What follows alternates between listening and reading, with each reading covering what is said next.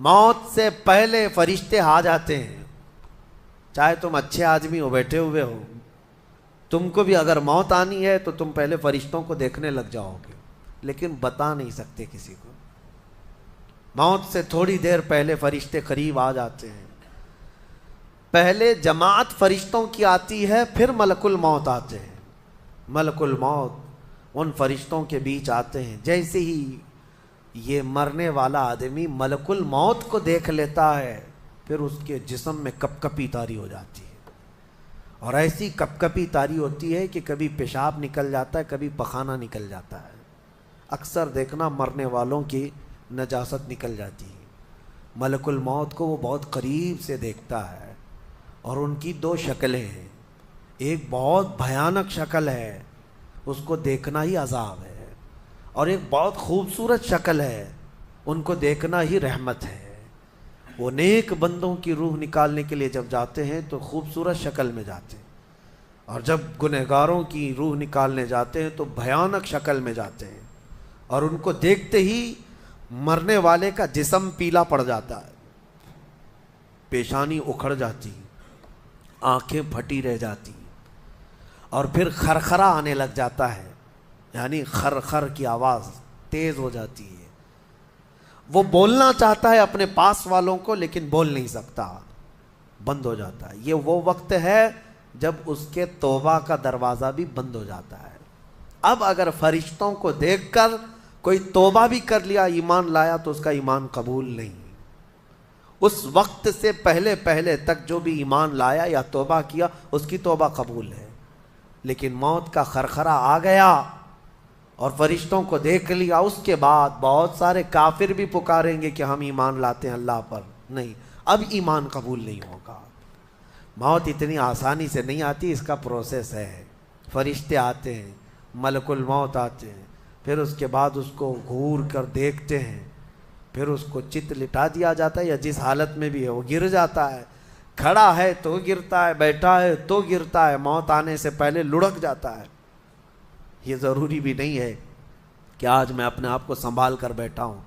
اگر میری موت آنی ہے، اسی کرسی سے گر جاؤں، اسی جگہ سے ہم گر جائیں گے.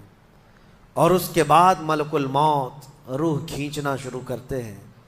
پیروں کے ناخنوں سے لے کر، ہاتھوں کے ناخنوں سے لے کر، اس کے جسم کے ہر حصے سے لے کر ناک تک کھینچتے ہوئے لاتے ہیں.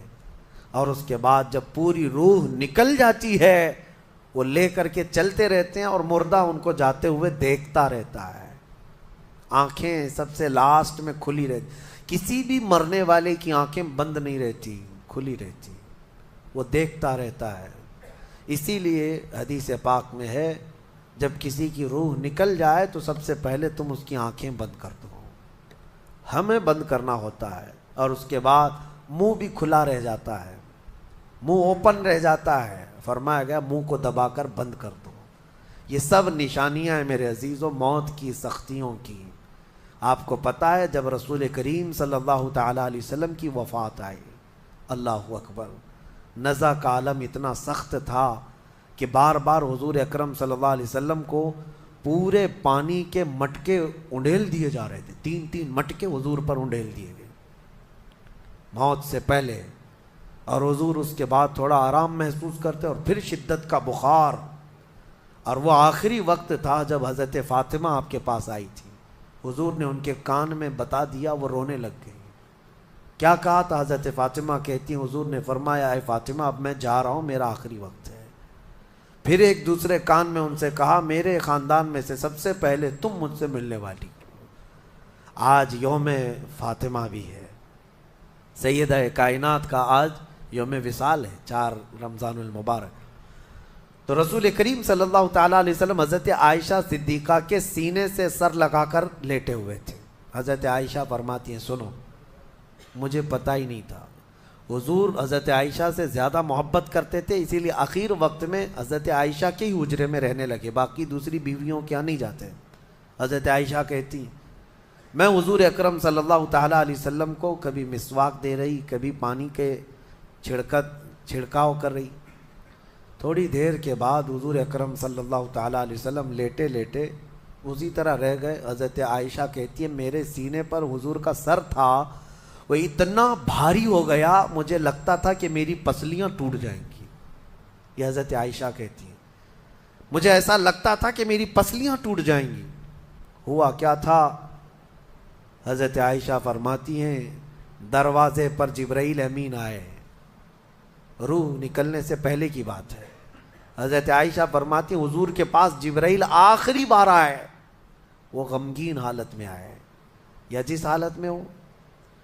حضرت رسول کریم صلی اللہ علیہ وسلم سے عرض کرنے لگے یا رسول اللہ، دروازے پر موت کا فرشتہ کھڑا ہے، آپ کی اجازت چاہتا ہے، اگر آپ اجازت دے دیں تو وہ آئے گا اور آپ کی روح پاک کو اللہ کے حضور لے جائے گا۔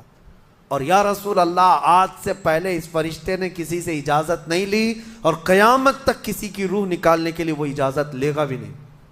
یہ صرف رسول پاک کی خصوصیت تھی۔ حضور نے فرمایا آنے دو۔ ملک الموت آئے اور جب حضور کی اجازت سے روح نکالی تو حضرت عائشہ کہتی ہیں اتنا بھاری ہو گیا تھا سر کہ مجھے لگتا تھا کہ میری پسلیاں ٹوٹ جائیں گی سینے کی۔ اور اس کے بعد حضرت عائشہ فرماتی ہیں میں نے حضور کے سر مبارک کو نیچے کی طرف کیا، مجھے پتہ بھی نہیں تھا کہ حضور کا انتقال ہوا۔ میں حضور اکرم صلی اللہ علیہ وسلم سے باتیں کرنے میں مصروف تھی، اسی میں حضرت ابوبکر صدیق حجرے میں آئے، پوچھا عائشہ کیا حال ہے حضور کا؟ حضور اکرم صلی اللہ علیہ وسلم کو دیکھا حضرت ابوبکر نے اور پیشانی مبارکہ پر ہاتھ رکھا تو وہ بہت ٹھنڈی تھی، ماتھے کو بوسہ دیا اور ایک آہ بھری اور ایک جملہ کہا تھا یا رسول اللہ، ایک بار موت آنی تھی وہ آپ پر آ گئی، اب موت کی سختی اللہ دوبارہ کبھی آپ کو نہیں عطا کرے گا۔ موت کی سختی کیونکہ حضور کو انہوں نے دیکھا تھا، کئی دنوں سے تکلیف تھی، 13 دن تک حضور پاک صلی اللہ علیہ وسلم کو تکلیف تھی، 13 دن تک۔ حضرت ابوبکر کہتے ہیں یا رسول اللہ، اب موت کی سختی دوبارہ کبھی نہیں آئے گی، جو اللہ کا وعدہ تھا وہ پورا ہو گیا۔ پورا کھل کر کے رو بھی نہیں پا رہے تھے ابوبکر صدیق اور اپنے اندر دبا بھی نہیں پا رہے تھے۔ موت کی سختی انہوں نے دیکھا اور اس کے بعد کہا اے عائشہ کیا دیکھ رہی ہو، اللہ کے رسول ہم سے رخصت ہو چکے۔ پھر انہوں نے آ کر مسجد میں اعلان کیا اے لوگو، اللہ کے نبی کا انتقال ہو چکا۔ اب مجھے یہاں یہ بتانا ہے اگر موت سے کوئی بچ سکتا تھا تو سب سے پہلا نمبر تو رسول اللہ کا ہونا چاہیے تھا، کیونکہ اللہ کے سب سے محبوب نبی وہی ہیں۔ جب رسول پاک صلی اللہ تعالیٰ علیہ وسلم کو بھی موت آئی تو میاں ہمارا اور تمہارا شمار نہیں، چاہے 100 سال زندگی مل جائے لیکن مرنا ضروری ہے۔ بہرحال یہ باتیں بڑی طویل ہو جائیں گی۔ موت کا تذکرہ اس لیے بھی میں زیادہ کرتا ہوں کہ حدیث پاک میں ہے مومنوں کو یہ تذکرہ کرو تاکہ ان کو گناہوں سے نفرت پیدا ہو جائے اور آخرت کے سفر کی تیاری وہ شروع کریں۔ اللہ کریم ہم سب کو دنیاوی خرافات سے محفوظ فرمائے، دنیا کی لذتوں سے اور یہ فانی خرافات میں مبتلا ہو کر آخرت بھولنے سے اللہ ہماری حفاظت فرمائے۔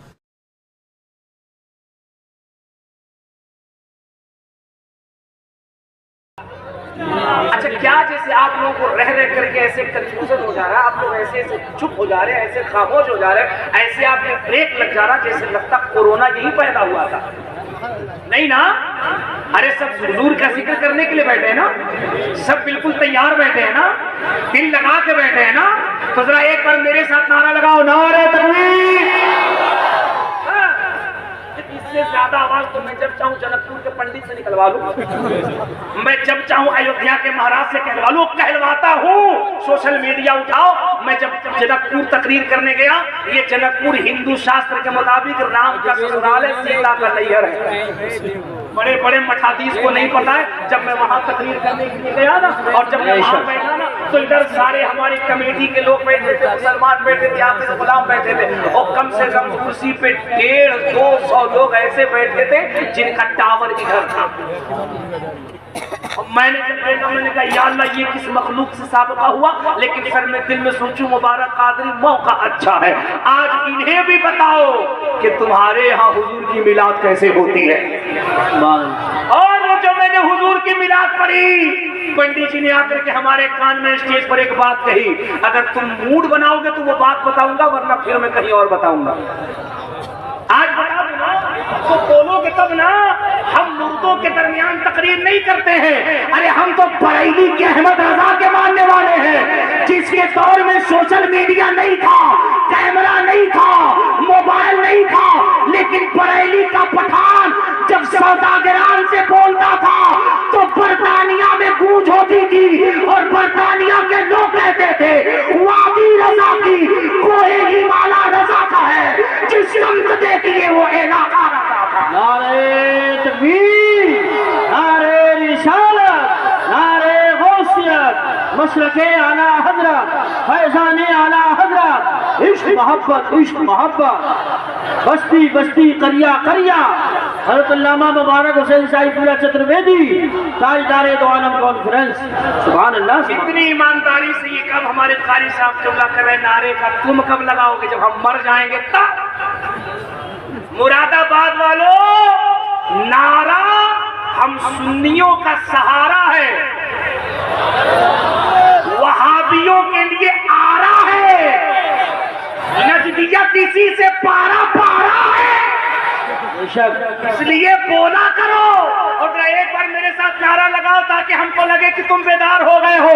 نعرہ تکبیر، نعرہ رسالت، غوث کا دامن، خواجہ کا دامن، اعلیٰ حضرت کا دامن، بیوی کا دامن، سسرال کا دامن، آئے پکلو، تالی مت بجاؤ۔ تالی کون بجاتا ہے؟ مراد آباد ریلوے اسٹیشن پہ چلے جاؤ، تمہارا تعلق اس برادری سے، ذرا مسکرا کے کہہ دو سبحان اللہ۔ اب سنو جنک پور کے مہاراج کیا کہتے ہیں میرے آقا کی میلاد کے بارے میں۔ وہ کہتے ہیں کوٹی کو، وہ کہتے ہیں کرشن نارائن مدمن ساتم سدیما سنگم، جب لا الہ الا اللہ مہانے پاپم برم برم برم میں کنج پراپ ہوئی، جب نام محمدم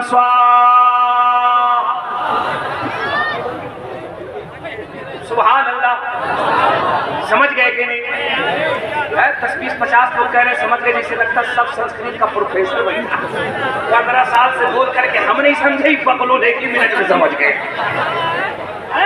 اب آپ نے حضرت جب آپ بھی نہیں سمجھتے تو ہم کو کیا سمجھائیے گا؟ اللہ کا فضل ہے کہ میں بریلی کا غلام ہوں، احمد رضا کے گھر کا جاروب کش تو میں تو اندھوں کو اس کے گھر تک پہنچا دیتا ہوں۔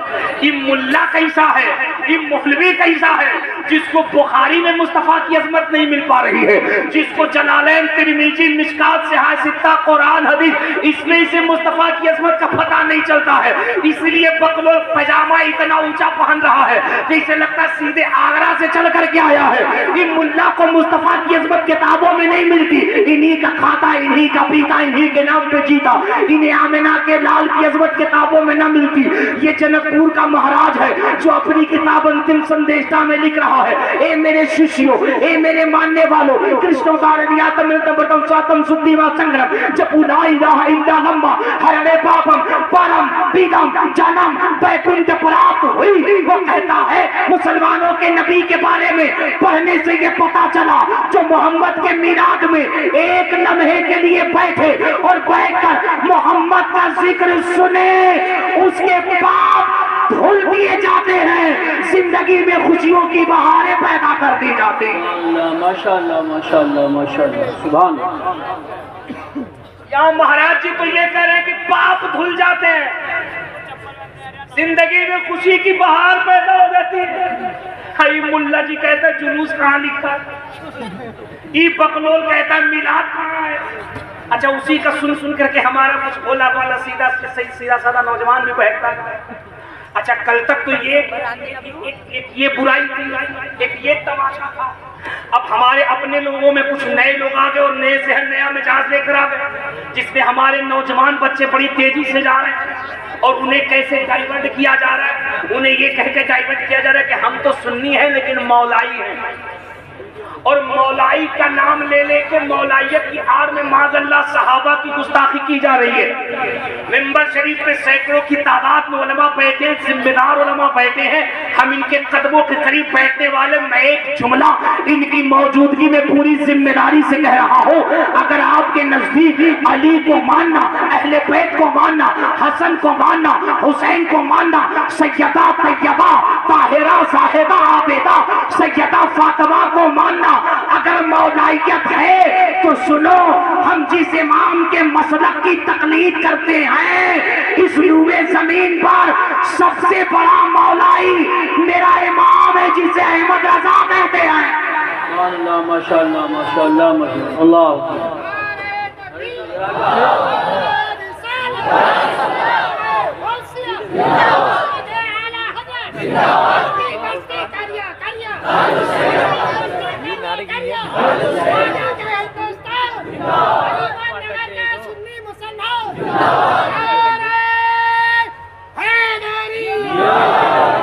کیا بات رضا اس چمنستان کرم کی، صحرا ہے کلی جس میں حسین اور حسن، ہائے ہائے ہائے کوئی کیوں پوچھے تیری بات رضا۔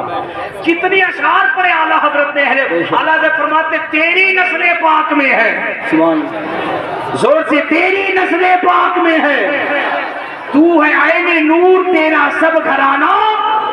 لیکن اعلیٰ حضرت نے نظریہ دیا جہاں علی کو ماننا، حسن کو، حسین کو، فاطمہ کو، ان سب کو ماننا، لیکن ایک طرف سے نعرہ یہ بھی لگانا اہل سنت کا ہے بیڑا پار صحابہ حضور، نجم ہے اور ناؤ ہے ادرک رسول اللہ۔ سبحان اللہ ماشاءاللہ ماشاءاللہ بہت خوب۔ ہم وہ مولائی ہیں، ہم صدیق اکبر کو بھی مانتے ہیں، حضرت عمر کی عظمت پہ بھی جانے قربان ہے، حضرت عثمان کو بھی مانتے ہیں اور حضرت علی پر بھی ہماری جانے قربان ہے۔